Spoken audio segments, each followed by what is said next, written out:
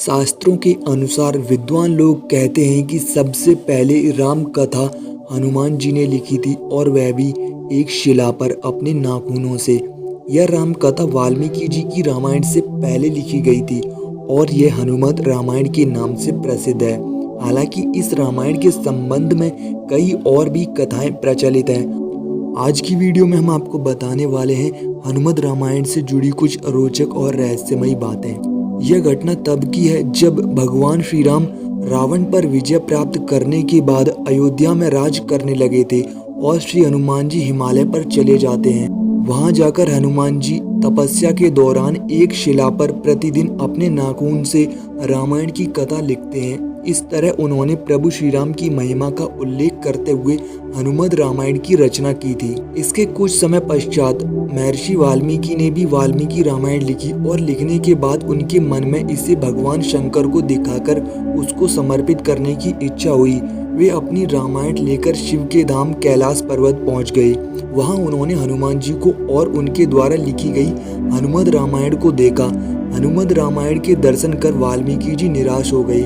तब वाल्मीकि जी को निराश हुआ देखकर हनुमान जी ने उनकी निराशा का कारण पूछा। तब महर्षि वाल्मीकि बोले कि उन्होंने बड़ी ही कठिन परिश्रम के बाद रामायण लिखी थी, लेकिन आपकी रामायण देखकर अब मेरी रामायण उपेक्षित हो जाएगी, क्योंकि आपने जो भी लिखा है उसके समक्ष मेरी रामायण तो कुछ भी नहीं है। वाल्मीकि जी की चिंता का शमन करते हुए श्री हनुमान जी ने हनुमत रामायण पर्वत शिला को एक कंधे पर उठाया और दूसरे कंधे पर महर्षि वाल्मीकि को बिठाकर समुद्र के पास गए और खुद स्वयं अपने द्वारा रची गई रामायण को श्री राम को समर्पित करते हुए समुद्र में समा दिया। हनुमान जी द्वारा लिखी गई रामायण को हनुमान जी द्वारा समुद्र में फेंक दिए जाने के बाद महर्षि वाल्मीकि जी बोले कि हे राम भक्त श्री हनुमान, आप धन्य हैं। आप जैसा कोई दूसरा ज्ञानी और दयावान नहीं है। हे भगवान, आपकी महिमा का गुणगान करने के लिए मुझे एक जन्म और लेना होगा और मैं वचन देता हूँ कि कलयुग में मैं एक और रामायण लिखने के लिए जन्म लूँगा। तब मैं यह रामायण आम लोगों की भाषा में लिखूँगा।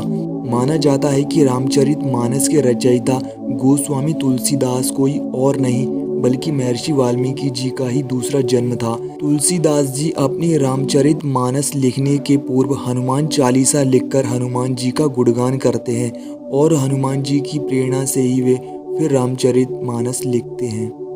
कहते हैं कि कालिदास के काल में एक पट्टालिका को समुद्र के किनारे पाया गया था, जिसे एक सार्वजनिक स्थान पर टांग दिया गया था ताकि विद्यार्थी उस पर लिखी गूढ़ लिपि को समझकर और पढ़कर उसका अर्थ निकाल सकें। ऐसा माना जाता है कि कालिदास ने इसका अर्थ निकाल लिया था और वो भी ये जान गए थे कि ये पट्टालिका कोई और नहीं अपितु हनुमान जी द्वारा रचित हनुमत रामायण का ही एक अंश है, जो कि जल के साथ प्रवाहित होकर यहाँ तक आ गया है। महाकवि तुलसीदास के हाथ वही पट्टालिका लग गई थी। उसे पाकर तुलसीदास ने अपने आप को बहुत भाग्यशाली माना कि उन्हें हनुमत रामायण के श्लोक का एक पद्य प्राप्त हुआ है। हनुमान नाटक रामायण के अंतिम खंड में इस प्रकार लिखा है। इसको पवन कुमार ने रचा और शिलाओं पर लिखा था, परंतु वाल्मीकि ने जब अपनी रामायण रची तो वे ये समझ गए कि इस रामायण को कौन पढ़ेगा। श्री हनुमान जी से प्रार्थना करके उनकी आज्ञा से उस महानाटक को समुद्र में स्थापित कर दिया गया, परंतु विद्वानों से किंवदंती को सुनकर राजा भोज ने इसे समुद्र से निकलवाया और जो कुछ भी मिला उसको उनकी सभा के विद्वान दामोदर मिश्र ने सुसंगति पूर्वक संग्रहित किया। दोस्तों, आज की वीडियो में बस इतना ही। यदि आपको ये वीडियो पसंद आई है तो वीडियो को लाइक और शेयर कीजिए और साथ में चैनल को भी सब्सक्राइब कर लीजिए।